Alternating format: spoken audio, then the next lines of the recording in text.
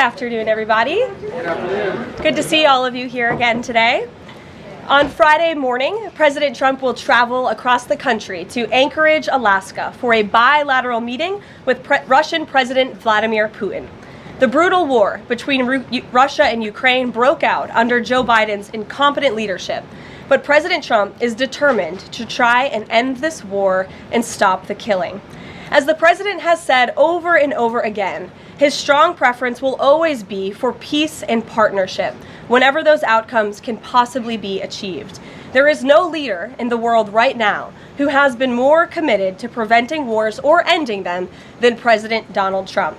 Just look at what took place here at the White House last Friday, when President Trump hosted the Azerbaijani president and Armenian prime minister and got the two leaders to sign a historic joint declaration for peace, ending a decades-long conflict that disrupted the region and claimed countless lives.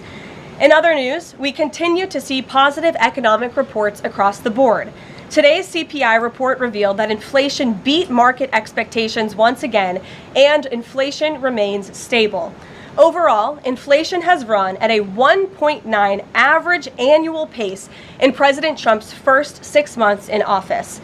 Prices for everyday goods continue to decline. Energy prices fell in July, including gasoline, which is down nearly 10% over last year, and propane, which is down 2.5% over last year as well. Egg prices fell once again in July and are down 20% since President Trump took office. Shelter inflation, the largest contributor to overall inflation, is at its lowest level since October of 2021. Wage growth for American workers is beating inflation once again. As inflation declines, this administration continues to be wholeheartedly committed to putting more money back into the American people's pockets. American real wages are up 1.3% over last year and have increased each month since President Trump took office. And small business optimism, according to this morning's report, has also reached a 5-month high.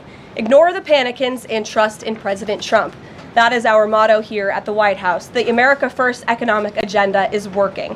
On another matter, yesterday, President Trump took bold action to finally restore law and order right here in our nation's capital. The president declared a crime emergency in the District of Columbia, federalized the D.C. Police Department, and mobilized the D.C. National Guard to end violent crime in our nation's capital. As part of the president's massive law enforcement surge, last night, approximately 850 officers and agents were surged across the city. They made a total of 23 arrests, including multiple other contacts.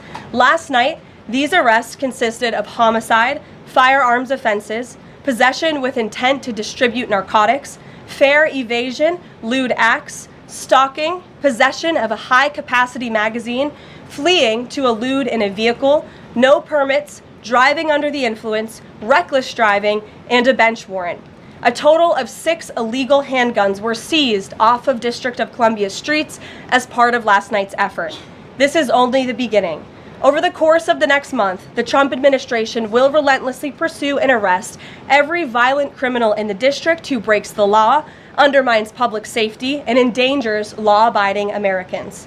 President Trump will not be deterred by soft-on-crime Democrats and media activists who refuse to acknowledge this rampant violence on our streets. He is going to make our nation's capital the most beautiful and safe city on earth, just as he promised on the campaign trail. Staying on the topic of public safety, the Trump administration continues to shatter records on border security. According to brand new numbers released this morning from Customs and Border Patrol, illegal crossings have fallen to all-time lows once again. Here were the records set in July. Again, these numbers were released this morning. The lowest monthly nationwide encounters ever, down nearly 90% from the monthly average under the Biden administration. The lowest monthly Border Patrol apprehensions nationwide ever, smashing the previous record set the prior month in June. The lowest monthly Southwest border apprehensions ever. The lowest daily apprehension average ever, the lowest single-day apprehensions ever. And for the third straight month, there were 0 illegal aliens released into the country. Let me repeat that remarkable statistic. For the third month in a row, not a single illegal alien was released by the Trump administration into the United States of America. This is historic. Under President Trump, this border is the most secure it has ever been. When you fortify the border, when you restore deterrence, and when you empower Border Patrol agents and our brave men and women in uniform to actually do their jobs to enforce our laws, like this president has, this is the incredible result. And in the interior of our country, criminal illegal aliens continue to be arrested and removed. Here are some of the criminals arrested by ICE in just the last few days.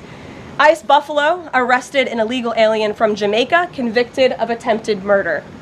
ICE Buffalo also arrested an illegal alien from Ecuador convicted of leaving the scene of an accident resulting in death. ICE Houston arrested an illegal alien from Mexico convicted of manslaughter.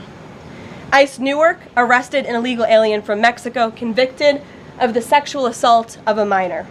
ICE Dallas arrested an illegal alien from Mexico convicted of assault causing bodily injury.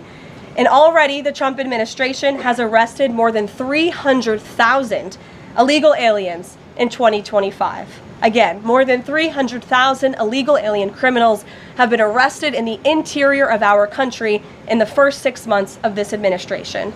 And despite many false reports in the media, nearly 70% of these arrests have been criminal aliens with criminal charges or prior convictions. This is success all around. This is removing the most dangerous public safety threats from America's communities and returning these individuals to their home countries. So there's been success all around. I'm sure you have a lot of questions today. I'm happy to get to them, so let's get started. And as always, we'll start with our new media seat, who is our podcast host today, Benny Johnson. Benny, why don't you kick us off, and thanks for being here. Thank you, Caroline. As a DC resident of 15 years, I lived on Capitol Hill. I witnessed so many muggings and so much theft. I lost track. I was carjacked. I have murders on my Ring camera and mass shootings. I witnessed a woman on my block get held up at gunpoint for $20, and my house was set ablaze in an arson with my infant child inside. And so to any reporter that says and lies that DC is a safe place to live and work, let me just say this. Thank you. Thank you for making the city safe, because no parent should have to go through what my family went through, having the fire department rip open their door to save their infant child. And so thank you for your work on securing this city. My question to you is this. Nancy Pelosi has attacked the president for deploying the National Guard to the city, saying that it is to cover for his incompetence. Hillary Clinton has also attacked the president for securing the city of Washington, D.C. I'd like to get your response to Nancy Pelosi and Hillary Clinton. Sure. Well, first of all, Benny, I'm so sorry that happened to you and your family.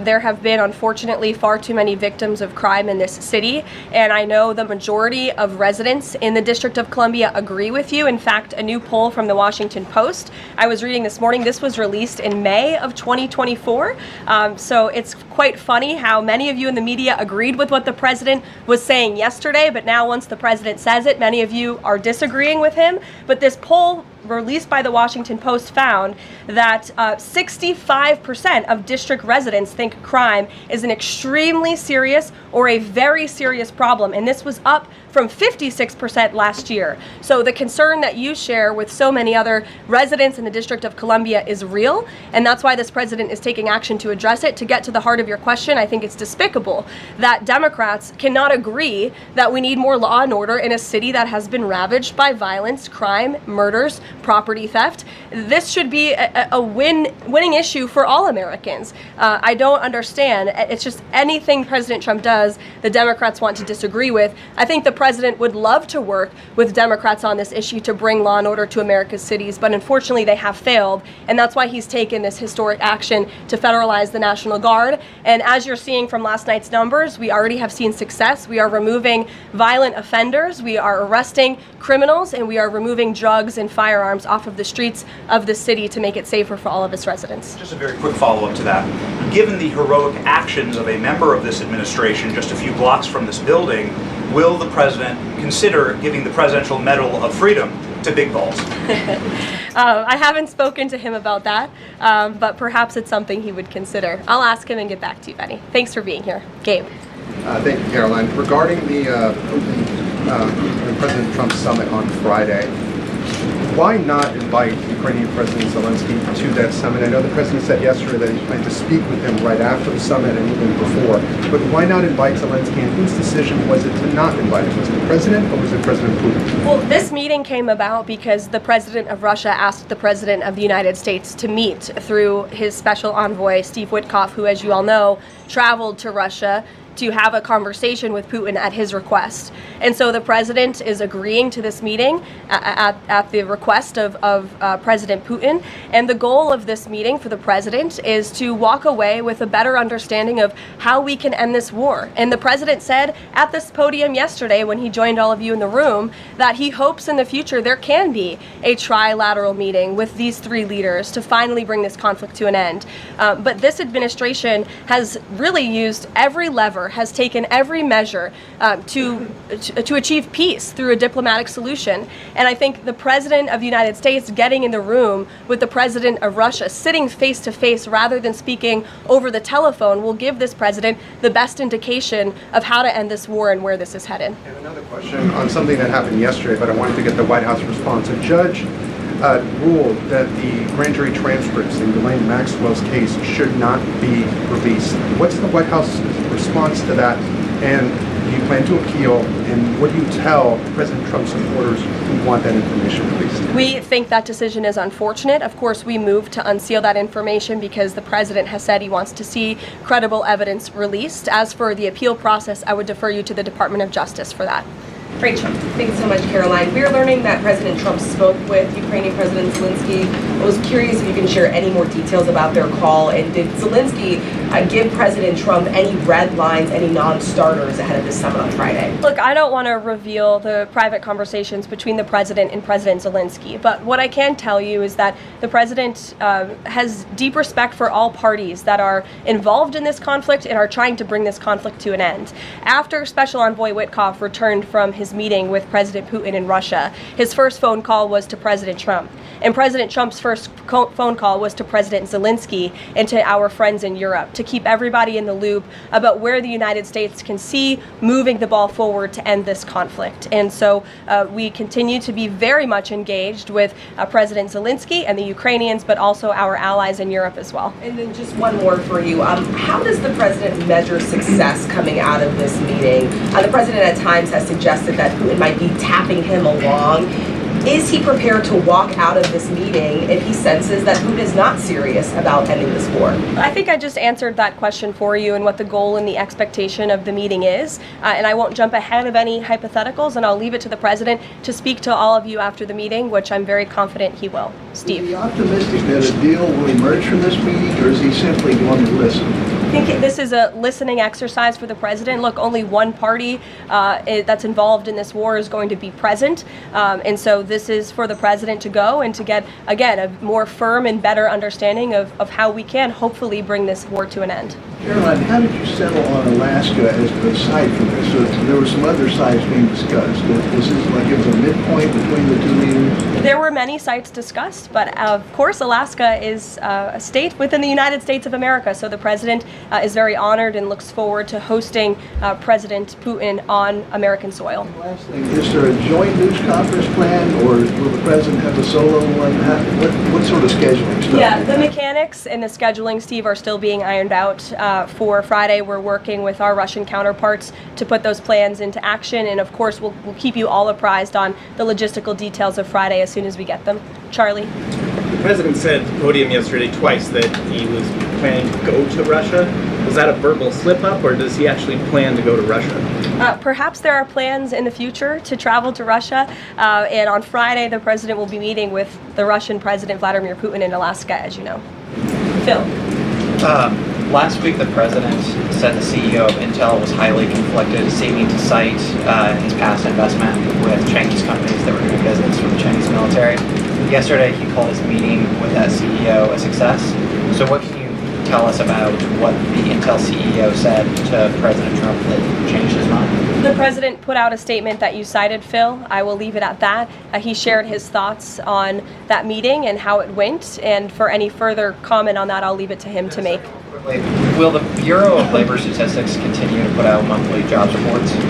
Well, look, what I'll tell you about the Bureau of Labor Statistics, I believe that is the plan, and that's the hope, and that these monthly reports will be data that the American people can trust. As you know, the Bureau of Labor Statistics has made massive revisions after the last several reports that they have put out. And there has certainly been a decline in the quality and the reliability of data coming from the Bureau of Labor Statistics, and there's been an increase in revisions. And this president and the administration is finally tackling this problem that so many have talked about, and the president is actually doing something about it. We need to restore new leadership that we can trust. As you know, the president has appointed someone new to take over the BLS, and so we need to look at the means and the methods of how the United States is acquiring this very important data, and all of that is going to be done, and the goal, of course, is to provide honest and good data for the American people to make very important economic decisions on. Michael. Thank you, Caroline. Two questions, if I may. The president has talked about land swaps between Russia and Ukraine. Vladimir Putin says he wants Russia to hold on to Russian-occupied territory in eastern Ukraine. Is the White House at all concerned about the messaging that potentially giving over or allowing Russia to maintain its occupied territory in eastern Ukraine, what that might say to other U.S. adversaries like China? Look, right now, the President of the United States has done more to end this war than his predecessor, Joe Biden, who allowed this war to take place. This war, don't forget, happened at the result of the weakness and the incompetence of the previous administration. And so the president inherited this conflict, and he is determined to end it. And it's a very complex and complicated situation. As for the details of the plans that have been kind of tossed back and forth, I won't get into those, and I will let the president of the United States discuss those plans with the president of Russia, with our European allies, and the president of Ukraine, Zelensky himself as well. Sure, go ahead, in the green. Thank you, Caroline. As far as the policing and security operations in You speak up. is there a timeline? Do we know what success looks like? Is it going to last longer than 30 days? And also, is there going to be an immigration enforcement aspect to this? So can you speak up a little bit? The air conditioning is bumping in here for all of you today after yesterday's heater, so we've got to stock up. You're welcome. Go ahead. Is there a timeline for the security operations here in D.C.? And also, is there going to be an immigration component to this, and what would that look like? Look, if law enforcement officers encounter a criminal in this city, and they are an illegal alien, of course the appropriate measures to detain and deport that individual will be taken, as they should. No city should be a sanctuary for anyone other than law-abiding American citizens, and that has been the position of this administration since day one. As for the timing, we will reevaluate and reassess and make further decisions after this 30-day period is up. But within these 30 days, our entire focus is making sure that this is the most efficient operation possible, and that we are removing as many criminals from the streets, and we are cleaning up DC as best as we can, and working with the Metropolitan Police Department to do that. I know the mayor just spoke several minutes ago. I was watching her on television, and she said that an increase in law enforcement officers on the streets will be helpful to deter crime in this city, and we look forward to working with these brave men and women of the Metropolitan Police Department to remove criminals off of our streets and to keep law-abiding citizens in the district safe. Josh. Thank you. The president weighed in on Jay Powell again today, you might have seen. He said that he's considering allowing a major lawsuit against Powell to proceed because of the, quote, horrible and grossly incompetent job he has done. Can you tell us about that? What lawsuit is he talking about? He's considering a lawsuit, and I won't speak on it any further. I will allow the president to do that himself. Is it fair to say the administration is considering suing the Fed chair over this renovation? That's what the president is saying.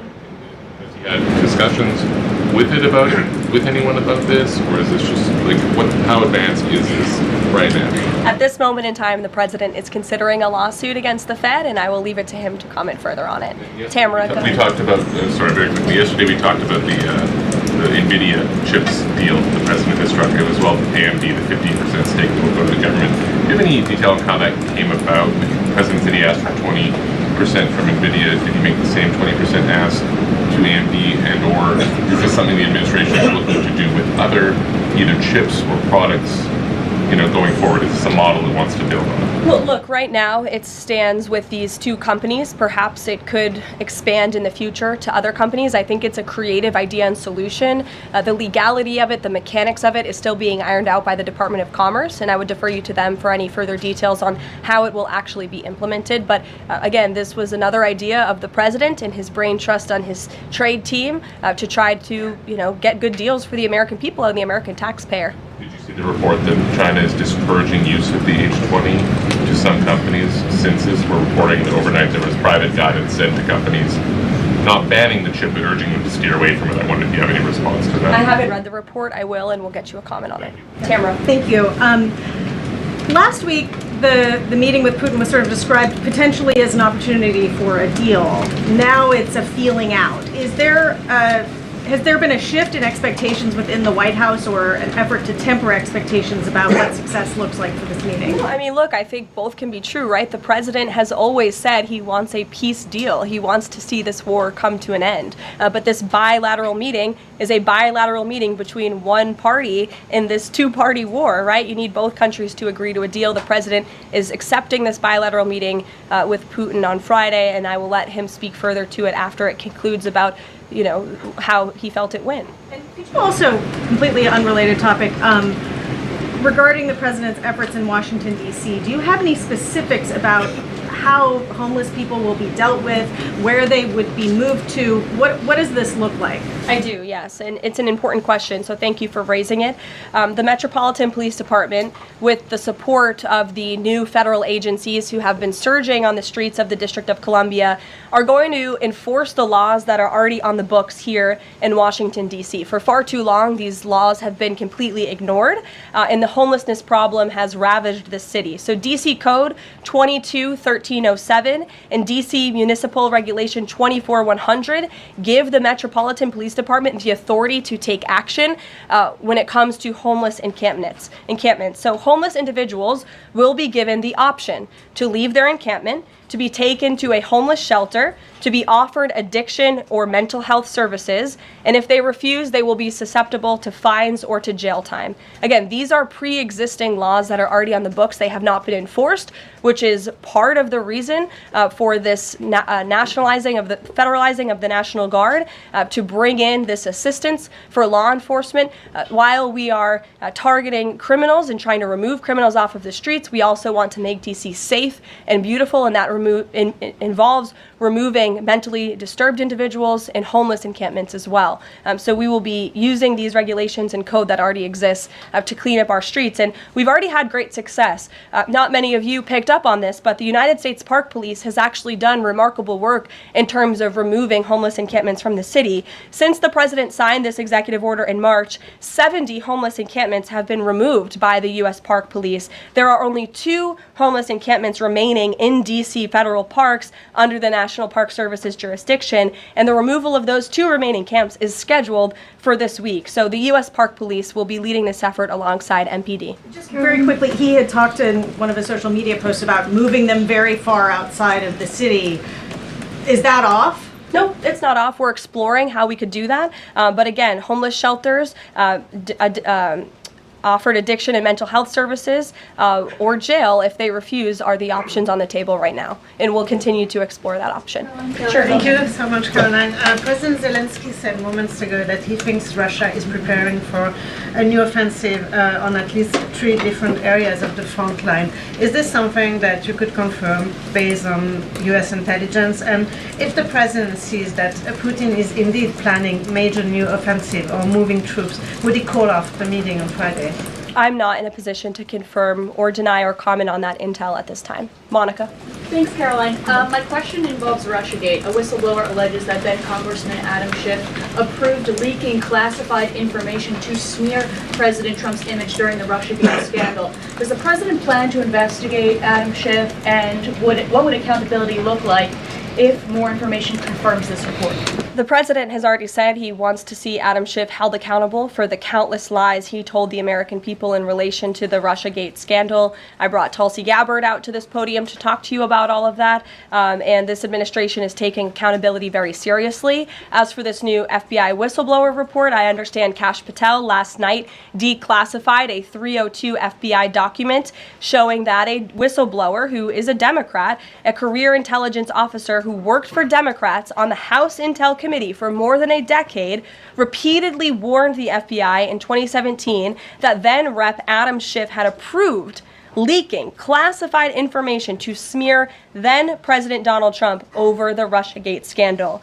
This is obviously a bombshell whistleblower report. Hopefully more people in this room will cover it as such. And I have a quote from the FBI director for all of you. He has said this: "For years, certain officials used their positions to selectively leak classified information to shape political narratives. It was all done with one purpose: to weaponize intelligence and law enforcement for political gain. Those abuses eroded public trust in our institutions. The FBI will now lead the charge with our partners at DOJ, and Congress will have the chance to uncover how political power may have been weaponized and to restore accountability." That's what the administration is focused on, and hopefully we'll see some more media reports on this whistleblower allegation. If this were reversed, if this were allegations against the president or any of these cabinet officials, I'm sure everyone in this room would cover it as such.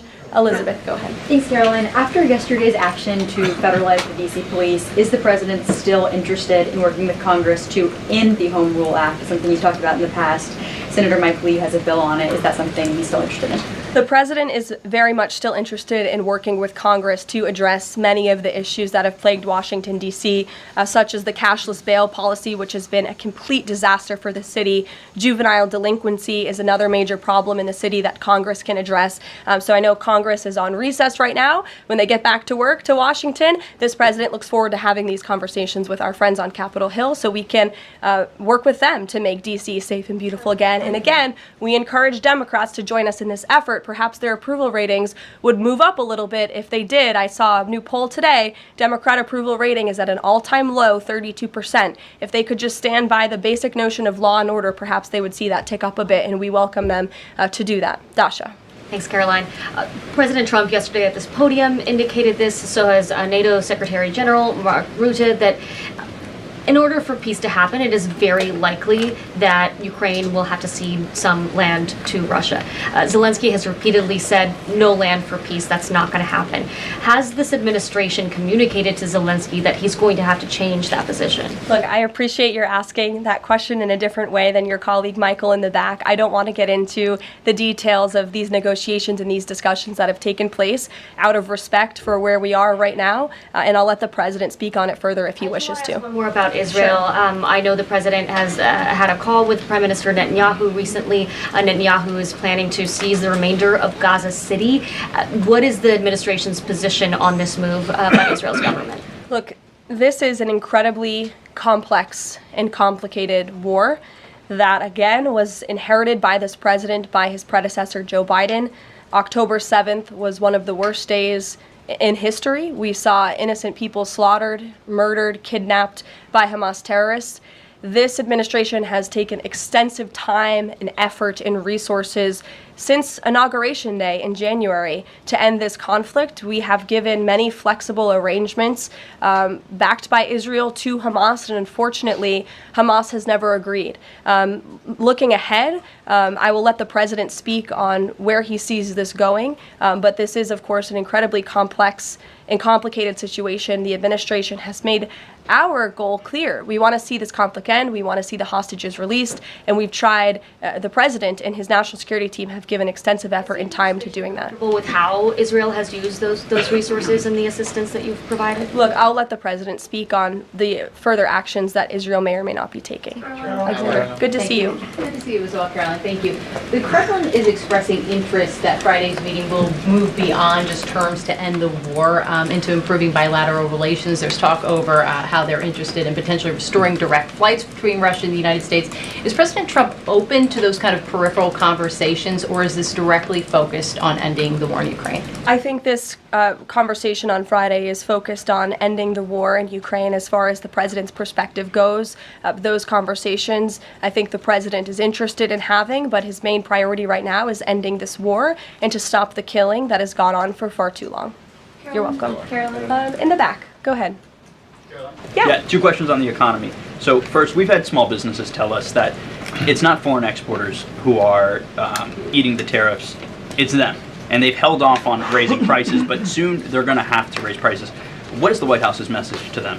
The White House's message to our small business owners across the country is you have never had a better ally or friend or supporter in this White House than President Donald Trump, who is a businessman himself, who understands your concerns and who wants to restore wealth back to our country through the powerful use of tariffs. And that's what he's focused on doing, while simultaneously driving down costs. You have to remember, we are 6 months into this administration, and we had a president who had no business experience, had no idea what he was doing, and who funneled billions of wasteful spending dollars into our economy, which created the worst inflation crisis in a generation. Now this president is focused on tackling inflation, deregulating, cutting costs, cutting red tape to make it easier for small business owners to thrive. And again, the economic indicators show that we are moving in the right direction. In January, when this president showed up to the White House, the 6-month annualized core inflation rate was 3.7%.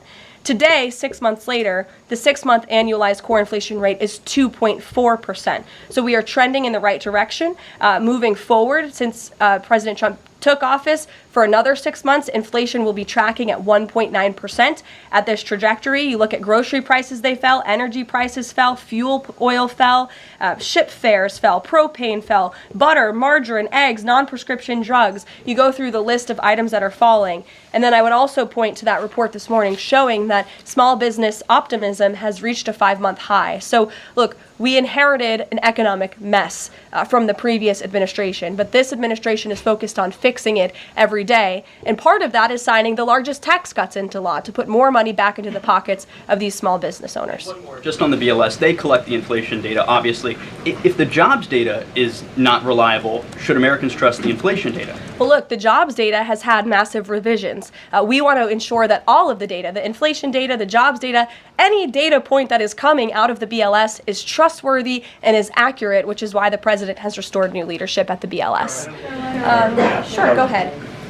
Yeah. Okay. Hi. Thank you. So Gavin Newsom has said that California is going to sue in response to the government's demand for $1 billion from UCLA over the DOJ's anti-Semitism findings.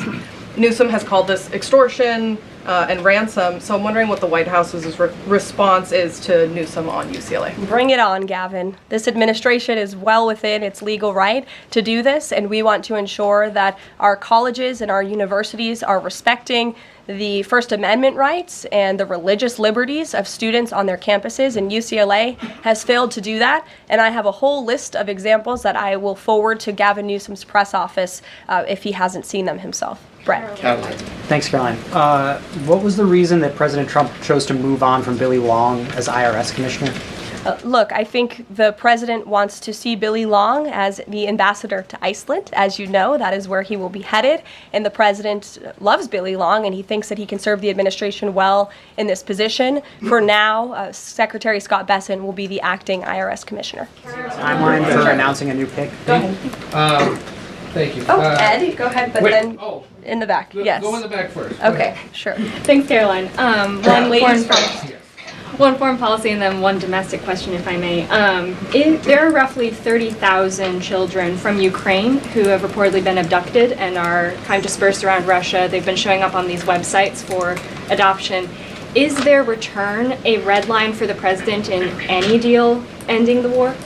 The administration is aware of these reports. I don't want to set red lines for the president on his behalf from this podium. However, the president did encourage Ukraine and Russia to speak directly to one another in terms of these humanitarian issues, and we have seen progress. You have seen prisoners of war swapped between these two countries as a result of these direct talks, as well as children, and that remains a concern, but it's one that Russia and Ukraine need to iron out together, which is why this president has encouraged encourage them to speak. Okay, and then if I can, the DC action real quick. The president said yesterday that this is a model federalizing the National Guard that could be used to combat really high rates of crime in other cities like Chicago, LA, Baltimore.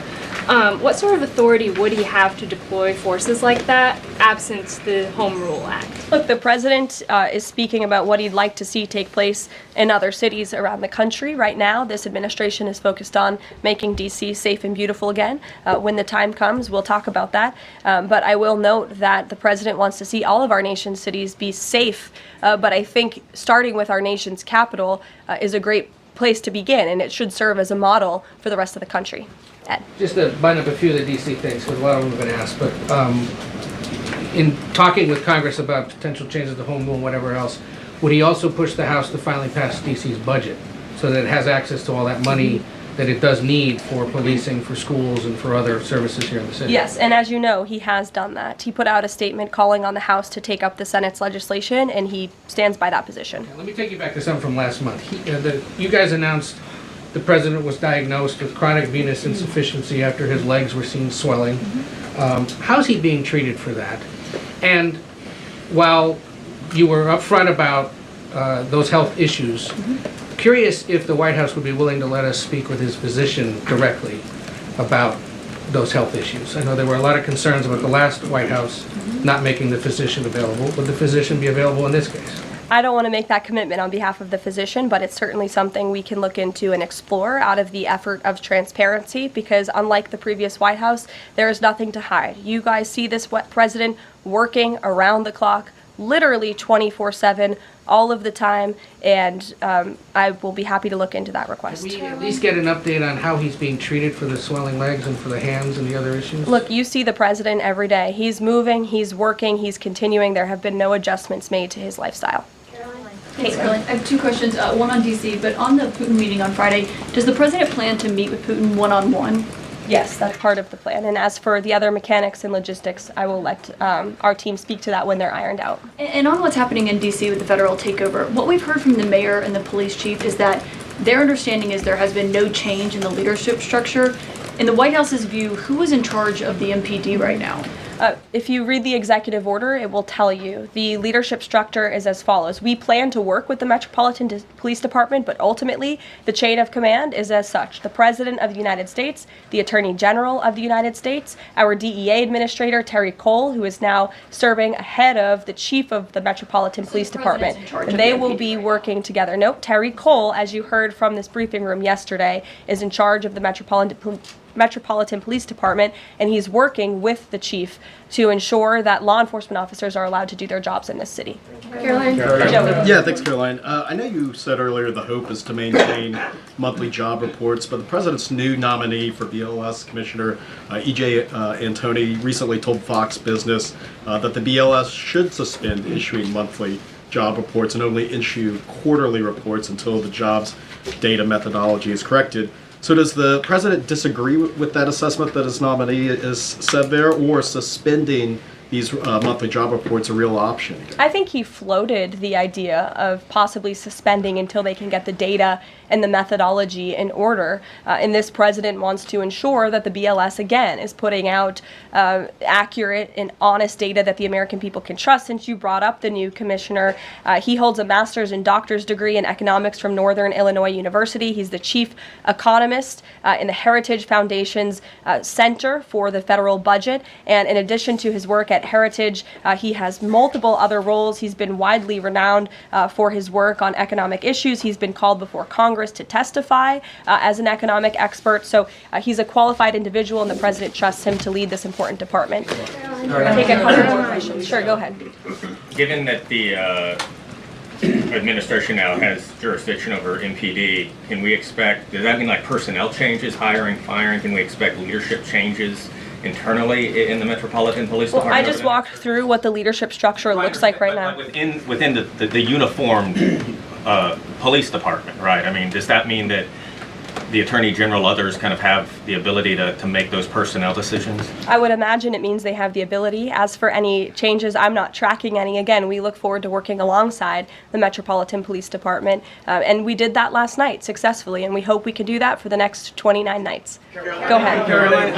Yes. So in light of reports that ICE agents detained a 15-year-old student with disabilities outside an LA high school, even leaving bullets on the sidewalk, how does the Trump administration plan to ensure parents that their children can return to school without fear of being wrongfully detained or endangered by federal agents? Where'd you see that report? LA Times. Okay, well, I'll have to look into the veracity of that report. I read the LA Times almost every single day, and they are notorious for misleading the public. I'm sure there's more to that story than the way that you just characterized it. This administration wants to ensure that all school children across the country in every city, from Los Angeles to DC, can go to school safely. And that's part of this administration's effort to federalize the National Guard in Washington, to ensure that ICE is removing child predators. I just read you a list of a handful, just a handful, of the hundreds of thousands of child predators that this administration is removing off of the streets of Los Angeles and every other community across this country, because we want to ensure this is a country where American school children can be safe, where they can prosper, and where they are not threatened by violent criminals, whether they are illegal or whether they are American citizen homegrown criminals, as this president calls them. So I will gladly go check on that report, and I'll get you the facts. Thank you, everyone. Thank you. Thank you. Thank you.